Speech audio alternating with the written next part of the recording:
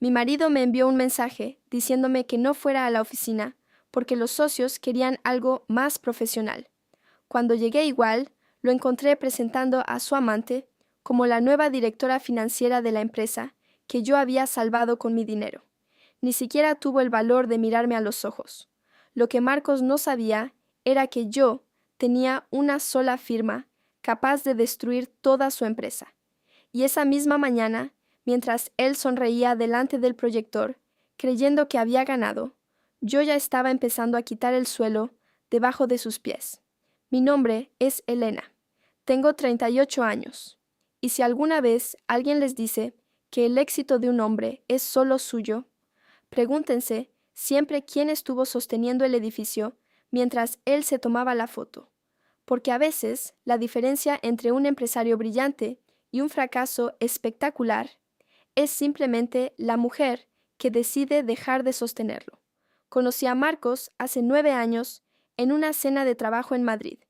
Era uno de esos restaurantes donde todo el mundo habla demasiado alto porque cree que el ruido suena a éxito.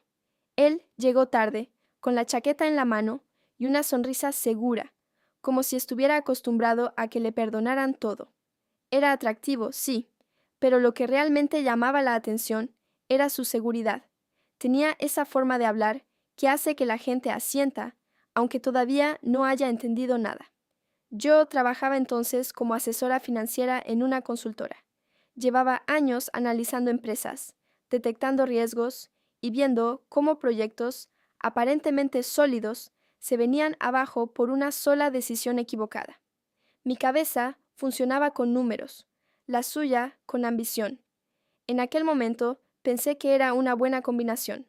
Nos casamos 16 meses después en una ceremonia pequeña en Segovia. Mi madre me agarró la mano antes de entrar a la iglesia y me dijo algo que en ese momento me pareció exagerado. Solo asegúrate de que te quiera cuando no te necesite. Yo sonreí. Creía que el amor era suficiente, pero el amor no paga deudas, y mucho menos salva empresas. El primer año de matrimonio fue fácil. Cenas improvisadas en la cocina, planes de futuro, discusiones pequeñas que terminaban en risas. La constructora de Marcos funcionaba, aunque siempre al límite. Él decía que estaba a una buena oportunidad de crecer. Yo le creía. El problema llegó en el segundo año. Uno de sus socios decidió retirarse de la empresa, llevándose parte del capital y varios contratos importantes.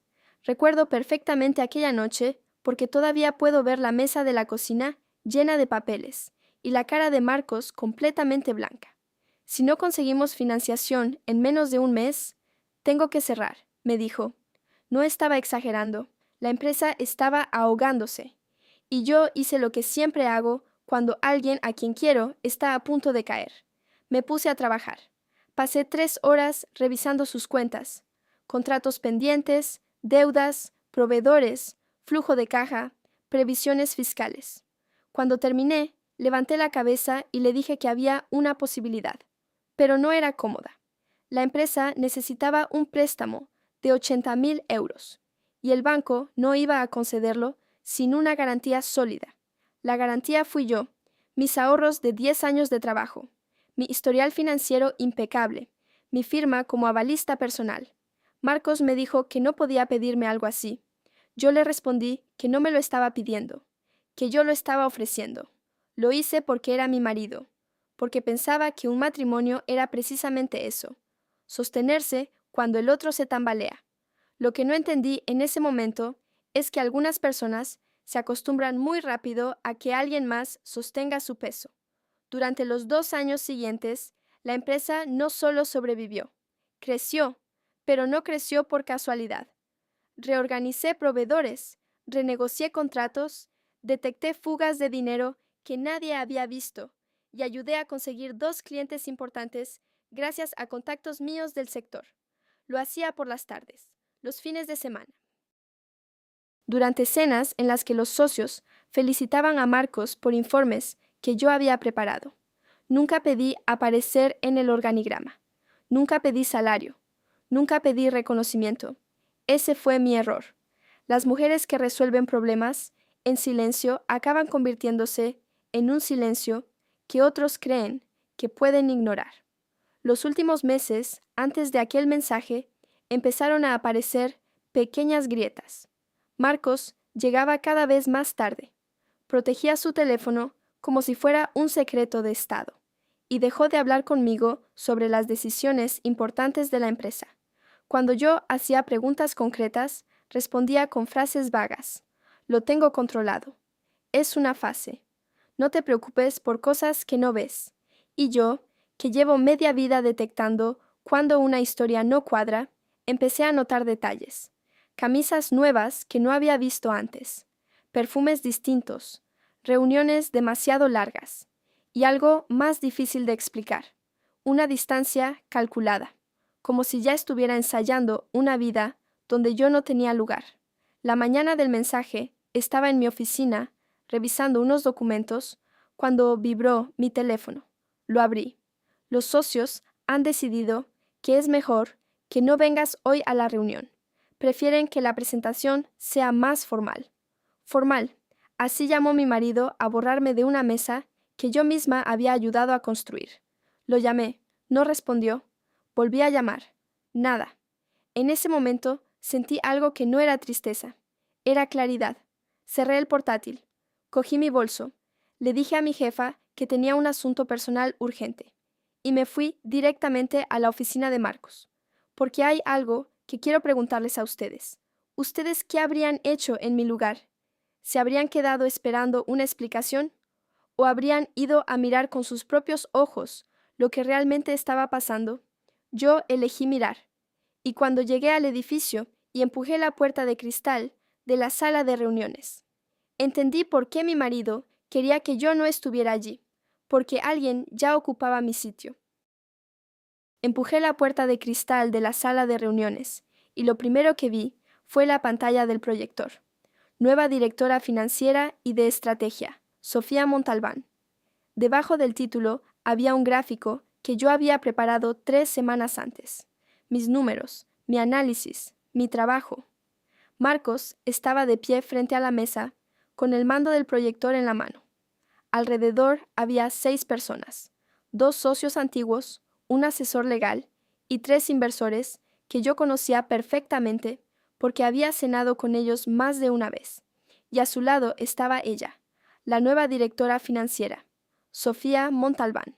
Tenía unos 30 y pocos años, traje oscuro perfectamente cortado, carpeta de presentación en la mano y esa seguridad estudiada de alguien que sabe exactamente dónde ponerse para que todos la miren. Cuando abrí la puerta, la conversación se detuvo. No fue un silencio normal. Fue el tipo de silencio que aparece cuando alguien entra en una escena que ya estaba preparada, pero no para él. Marcos me vio, y en su cara pasaron 3 expresiones en menos de 2 segundos. Sorpresa, molestia, y finalmente algo mucho peor, vergüenza, pero no vergüenza por lo que estaba haciendo, vergüenza porque yo había aparecido. Elena, ahora no es buen momento, dijo. Ni siquiera bajó el mando del proyector, ni siquiera dio un paso hacia mí. Solo lo dijo como si estuviera hablando con una empleada que había entrado en la sala equivocada. Uno de los socios, don Álvaro, bajó la mirada hacia la mesa. Él sabía, claro que sabía. Había cenado en mi casa 3 veces. Sabía perfectamente quién llevaba años revisando las cuentas de esa empresa. Miré a Sofía. Ella me sostuvo la mirada, sin incomodidad, sin disculpas, sin sorpresa, como si ya supiera que este momento iba a ocurrir. Eso fue lo que terminó de confirmar lo que yo ya sospechaba. Esto no había sido improvisado. Esto llevaba tiempo preparándose. No te preocupes, dije con calma. La sala seguía completamente en silencio. Solo venía a ver por qué mi marido pensaba que era mejor que yo no estuviera aquí. Nadie respondió. Marcos se aclaró la garganta. Estamos en medio de una presentación importante. Ya lo veo. Miré la pantalla otra vez. El gráfico de crecimiento proyectado para el siguiente trimestre. Exactamente el mismo que yo había enviado por correo a Marcos 15 días antes. Pero ahora tenía otro nombre debajo. Sofía Montalbán, Dirección Estratégica. Ella tomó la palabra entonces. Creo que podemos continuar después, dijo con una sonrisa profesional. Su voz era tranquila, segura, demasiado segura, como si llevara semanas ensayando ese tono. No, no hace falta, respondí. Todos me miraron. Solo tenía curiosidad. Miré a Marcos otra vez.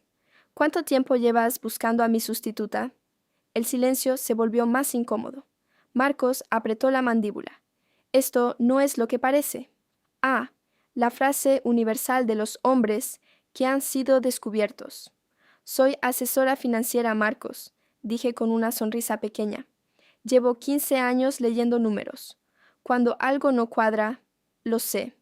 Uno de los inversores carraspeó. Sofía cerró su carpeta. Marcos, finalmente, dejó el mando del proyector sobre la mesa. Sofía tiene experiencia en expansión internacional, dijo. Los socios creen que necesitamos una nueva estructura.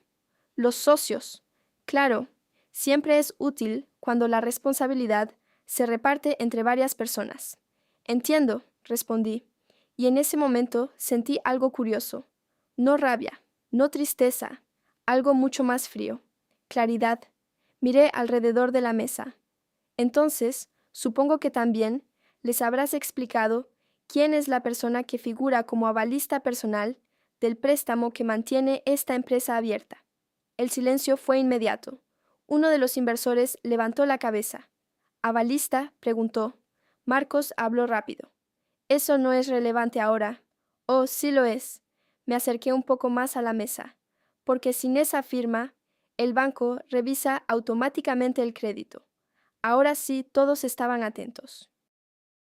Marcos me miró con una mezcla de advertencia y pánico. Elena, sonreí. Tranquilo, no he venido a discutir. Cogí uno de los informes impresos que estaba sobre la mesa. El mío, mi trabajo. Solo quería ver con mis propios ojos quién estaba ocupando mi silla. Volví a mirar a Sofía. Enhorabuena por el puesto. Ella inclinó ligeramente la cabeza. Gracias. Y en ese pequeño gesto vi algo más. Victoria, como si pensara que el juego ya estaba ganado. Cerré el informe y lo dejé otra vez sobre la mesa. Les deseo mucha suerte a todos, dije. Luego miré a Marcos una última vez. La van a necesitar. Y salí de la sala sin levantar la voz, sin gritar, sin llorar, porque la verdad es que en ese momento yo ya sabía algo que ellos todavía no entendían. La reunión más importante de aquel día no estaba ocurriendo en esa sala. Estaba a punto de ocurrir en un banco, y Marcos todavía no lo sabía. Pero en menos de una hora, su empresa iba a empezar a quedarse sin suelo debajo de los pies. Salí del edificio sin mirar atrás, no porque fuera fuerte, sino porque ya no era necesario mirar. Cuando una escena termina de encajar en tu cabeza, quedarse allí solo sirve para darle al otro la ilusión de que todavía tiene poder sobre ti. El aire de la calle estaba frío. Era una de esas mañanas de octubre en Madrid, donde el sol parece bonito, pero el viento corta la piel. Me senté en un banco frente al edificio. Saqué el teléfono. Respiré, y durante exactamente 4 minutos no hice absolutamente nada. Ni lloré, ni grité, solo respiré. A veces, la diferencia entre destruir algo por impulso o hacerlo con precisión son 4 minutos de silencio. Luego abrí mi agenda de contactos. Busqué un nombre: Banco Santander, Marta Delgado, mi gestora, la mujer que había aprobado el préstamo de la empresa 3 años antes. Llamé. Contestó al tercer tono. Marta Delgado. Hola Marta, soy Elena García. Hubo una pausa. Elena, claro, ¿todo bien? Sí. Necesito iniciar el proceso para retirarme como avalista del préstamo empresarial, vinculado a la empresa constructora Vega. Silencio, un silencio más largo. ¿Estás segura?, preguntó finalmente. Completamente. Escuché el sonido de su teclado al otro lado de la línea. Sabes que eso activa una cláusula automática de revisión del crédito, dijo. La empresa tendrá 30 días para presentar otro avalista o amortizar el préstamo pendiente. Lo sé. Actualmente el saldo es de 63.400 euros. Lo sé. Hubo otro silencio. Elena, ¿ha pasado algo? Miré el edificio de oficinas frente a mí. En el sexto piso seguía la sala de reuniones, donde mi marido, probablemente, estaba terminando su presentación con su nueva directora financiera. Digamos que la empresa ha decidido volverse más profesional. Marta soltó una pequeña risa incómoda. Entiendo, tecleó algo más. Bien, iniciaré el proceso ahora mismo. La notificación formal llegará a la empresa en menos de una hora. Perfecto. Colgué, y durante unos segundos me quedé mirando la pantalla del teléfono. ¿Ustedes qué habrían hecho en ese momento? ¿Habrían sentido culpa? ¿Duda? Porque yo sentí algo completamente distinto. Orden. La primera pieza del dominó ya estaba cayendo, pero todavía faltaba la segunda. Abrí la aplicación del banco. Cuenta conjunta. Marcos y yo teníamos una cuenta donde ambos ingresábamos dinero para gastos comunes. Pero yo había sido extremadamente cuidadosa durante años. Nunca mezclé completamente mis finanzas con las suyas. Transferí a mi cuenta personal exactamente la cantidad que correspondía a mis ingresos de los últimos 2 años. Ni un euro más, ni uno menos. Después cerré la aplicación. No estaba robando nada. Solo estaba recuperando lo que siempre había sido mío. El siguiente paso fue más importante. Busqué otro contacto. Luis Herrera, abogado mercantil. Contestó rápido. Luis, soy Elena. Hola Elena, ¿qué tal? Necesito hacerte una pregunta rápida. Dispara. Si un avalista personal retira su garantía de un préstamo empresarial, ¿qué suele pasar? Luis no dudó. El banco abre revisión inmediata del crédito. La empresa tiene que presentar otra garantía o pagar la deuda. ¿Por qué? Miré otra vez el edificio. Curiosidad profesional. Elena. Siempre me había gustado Luis, porque era demasiado inteligente para fingir que no entendía lo que pasaba. ¿Estás a punto de hacer algo interesante? Posiblemente. Hubo un pequeño silencio. Entonces mi consejo es simple, dijo. No hagas nada impulsivo. Sonreí. Tranquilo. Y guarda todos los documentos financieros que tengas. Ya lo estoy haciendo. Bien, colgué. Exactamente 47 minutos después de salir de la oficina, mi teléfono vibró. Marcos. Sonreí. No contesté. Volvió a llamar. Otra vez. 5 llamadas seguidas. Entonces llegó el primer mensaje. ¿Qué has hecho? No respondí. 1 minuto después llegó otro. El banco acaba de llamar. Ah, la notificación había llegado. Perfecto. Imaginé la escena dentro de la oficina. Los socios, los inversores, la nueva directora financiera, y Marcos intentando explicar por qué el banco acababa de informar que la empresa debía presentar un nuevo avalista en 30 días. Mi teléfono vibró otra vez. Mensaje. Elena contesta, luego otro. Esto no tiene gracia. Y finalmente uno más. Podemos hablar. Ahí fue cuando decidí responder. Escribí solo una frase. Pensé que querías algo más profesional. Tardó casi 30 segundos en contestar. Cuando lo hizo, el mensaje fue mucho más corto. ¿Dónde estás? Guardé el teléfono en el bolso, porque la verdad es que en ese momento ya no importaba dónde estaba yo. Lo importante era dónde estaba él, sentado en una sala llena de socios e inversores, intentando explicar por qué la empresa que había presumido como un éxito sólido acababa de perder la única garantía que mantenía abierto su crédito. Y lo mejor de todo es que eso era solo el principio. No contesté las llamadas de Marcos. No porque quisiera castigarlo, sino porque ya no tenía nada que decir. Cuando una persona decide borrarte de tu propia historia, lo más elegante que puedes hacer es dejar que descubra sola cuánto de esa historia dependía de ti. Caminé 2 calles hasta una cafetería pequeña donde solía trabajar algunas tardes.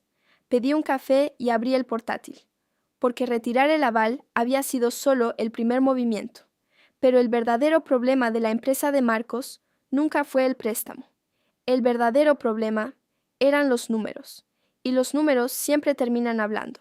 3 años antes, cuando la empresa estaba al borde de la quiebra, Yo había reorganizado todo el sistema financiero interno: proveedores, pagos, previsión de caja, control de gastos, pero sobre todo había creado algo que Marcos nunca entendió del todo: un modelo de flujo financiero realista, no el que se presenta en reuniones, el real, el que te dice cuánto dinero entra, cuánto sale y cuánto tiempo puedes seguir respirando antes de quedarte sin aire. Abrí el archivo. La última actualización era de hacía apenas 2 semanas. Marcos pensaba que Sofía había llegado para modernizar la estrategia financiera. Lo que él no sabía es que esa estrategia ya existía y que sin ella la empresa tenía un problema muy serio, muy serio. Ingresos medios mensuales: 96.000 euros. Gastos fijos, sueldos, proveedores, maquinaria, seguros, impuestos. Total, 91.000 euros. Eso significaba que la empresa funcionaba con un margen muy pequeño, demasiado pequeño para absorber errores, demasiado pequeño para soportar una revisión bancaria, porque cuando un banco revisa un crédito empresarial, hace algo muy simple: empieza a mirar, y cuando miran, empiezan a hacer preguntas. Cerré el portátil justo cuando mi teléfono volvió a vibrar. Esta vez no era Marcos, era don Álvaro, uno de los socios. Contesté. Elena. Su voz sonaba distinta, más tensa. Hola, Álvaro. Acabo de salir de la reunión con el banco. Interesante. ¿Sí? Nos han informado de que has retirado tu aval. Correcto. Silencio. Eso coloca a la empresa en una situación complicada. Lo sé. ¿Podemos hablar? Bebí un sorbo de café. Claro, porque verás, continuó, algunos socios no sabíamos que la empresa dependía de tu garantía personal. Ah, así que Marcos tampoco les había contado eso. Qué curioso. Supongo que ahora lo saben, respondí. Hubo un silencio largo. Elena, también nos gustaría entender por qué. Sonreí, no por maldad, por ironía. Creo que esa pregunta deberías hacérsela a Marcos. Lo hemos hecho. ¿Y? No ha sabido responder. No me sorprendía. Marcos siempre fue muy bueno vendiendo éxito. Nunca fue especialmente bueno explicando riesgos. Entiendo, dije. Hay otra cosa, añadió Álvaro. Aquí venía la parte interesante. Hemos pedido a la nueva directora financiera que revise las proyecciones de flujo de caja. Y no coinciden con las que Marcos presentó esta mañana. Ahí está. Los números empezaban a hablar. Eso puede pasar, dije con calma. Según Sofía, si el banco reduce la línea de crédito, la empresa solo tiene liquidez para 2 meses. 2 meses. Silencio. Escuché a Álvaro respirar al otro lado de la línea. Elena. Sí. ¿Tú hiciste las proyecciones anteriores? Sí. ¿Y son correctas? Miré por la ventana. La calle estaba llena de gente, caminando sin saber que a pocas cuadras de allí una empresa empezaba a inclinarse lentamente hacia el vacío. Álvaro, respondí, yo nunca presento números que no sean reales. Silencio otra vez. Luego dijo algo muy interesante. Creo que Marcos no entiende realmente cómo funciona su propia empresa. No respondí, porque algunos hombres tardan años en darse cuenta de que el poder que creían tener en realidad pertenecía a otra persona. ¿Estás diciendo que la empresa puede quebrar?, preguntó finalmente. Estoy diciendo, respondí con calma, que retirar un aval bancario es solo un problema si la empresa no tiene una estructura financiera sólida. ¿Y la tiene?, sonreí levemente. Eso deberías preguntárselo a su nueva directora financiera. Colgué. 5 minutos después, mi teléfono volvió a vibrar. Mensaje de Marcos. Esta vez era solo una frase. Tenemos que hablar ahora. Guardé el teléfono en el bolso, porque lo curioso de todo esto es que Marcos todavía pensaba que la conversación importante era entre él y yo, y no entendía algo mucho más simple. La conversación importante ya estaba ocurriendo entre los socios, el banco y los números, y cuando esas tres cosas empiezan a hablar al mismo tiempo, ya no hay discurso que pueda salvarte. Esa misma tarde, Marcos apareció en la puerta de mi oficina. No llamó antes, No pidió permiso. Entró como alguien que todavía cree que tiene derecho a hacerlo. Lo vi a través del cristal antes de que la recepcionista lo dejara pasar. Tenía la camisa arrugada, la corbata floja y esa expresión tensa de alguien que ha pasado las últimas horas intentando tapar demasiados agujeros al mismo tiempo. Cuando entró, cerró la puerta detrás de él. ¿Qué demonios has hecho?, preguntó. No levanté la voz, ni siquiera cerré el portátil. Buenas tardes, Marcos. No juegues conmigo. El tono había cambiado. Por la mañana quería algo más profesional. Por la tarde ya no le preocupaban tanto las formas. Me recliné en la silla. He retirado mi aval, respondí. ¿Eso puede hundir la empresa? No. Lo miré directamente. Lo que puede hundir la empresa es dirigirla sin entender cómo funciona. Apretó los dientes. Los socios están furiosos. Eso es problema tuyo. Elena, hay 31 empleados que dependen de esta empresa. Ahí estaba. El último argumento de los hombres cuando se quedan sin otros. La culpa. Los conozco a todos por su nombre, respondí. Y precisamente porque los conozco, sé que la empresa sobrevivirá si la dirige alguien competente. Silencio. Sofía está revisando todo ahora mismo, dijo. Me parece estupendo. Dice que las proyecciones financieras no coinciden. Sonreí. Claro que no coinciden. ¿Qué significa eso? Significa que durante 3 años yo fui la persona que mantenía esos números bajo control. Me incliné ligeramente hacia adelante. Y hoy por la mañana decidiste sustituirme por alguien que todavía no entiende cómo funcionan. Marcos se pasó la mano por el pelo. Ese gesto siempre aparecía cuando empezaba a entender que había perdido el control. Esto no era necesario, dijo finalmente. Ah, ¿no? Podíamos haber hablado. Solté una pequeña risa. ¿Cuándo exactamente? ¿Antes o después de presentarle a tu nueva directora financiera a los socios usando mis informes? No respondió, porque sabía que no tenía respuesta. Elena, dijo finalmente, esto no tiene por qué terminar así. Aquí llegaba la parte interesante. ¿Cómo termina entonces?, pregunté. Podemos arreglarlo. ¿Cómo? Vuelve a firmar como avalista. Lo miré unos segundos. A veces, el problema de algunas personas no es la maldad, es la incapacidad total de entender las consecuencias de sus actos. ¿De verdad acabas de pedirme eso? Es lo más lógico. Después de intentar borrarme de mi propia empresa. No era tu empresa. Ah, eso fue lo único sincero que dijo en toda la conversación. Asentí lentamente. Tienes razón. Se quedó mirándome. No era mi empresa. Cerré el portátil. Era mi aval. Me levanté. Era mi dinero. Caminé hasta la puerta. Y eran mis números. Abrí. Ahora es tu problema. Marcos se quedó de pie en medio del despacho. Los socios quieren verte mañana, dijo. Me detuve. ¿Ah, sí? Dicen que quieren entender exactamente cómo funciona todo. Sonreí. Perfecto. Y entonces dije algo que él no entendió hasta mucho después. Creo que va a ser una reunión muy interesante. La reunión ocurrió al día siguiente. Estaban todos, los socios, 2 inversores, el abogado de la empresa, Marcos y Sofía. Cuando entré en la sala, el ambiente estaba tenso, muy tenso. Don Álvaro habló primero. Elena, necesitamos entender exactamente qué papel tenías en la estructura financiera de la empresa. Asentí. Ninguno oficial. Pero en la práctica, miré a Marcos.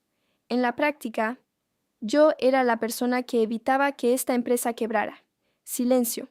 Abrí una carpeta y coloqué varios documentos sobre la mesa. Proyecciones, flujos de caja, contratos renegociados, historial del préstamo.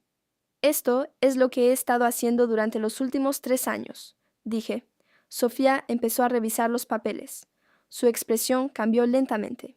Primero concentración, luego sorpresa, luego algo más cercano al respeto. Esto es impresionante, murmuró. Don Álvaro miró a Marcos. ¿Tú sabías todo esto? Marcos no respondió. No podía, porque la verdad era demasiado evidente. La empresa que él presumía como su gran éxito había sido sostenida durante años por una mujer que ni siquiera aparecía en el organigrama. Después de varios minutos de silencio, Álvaro habló otra vez.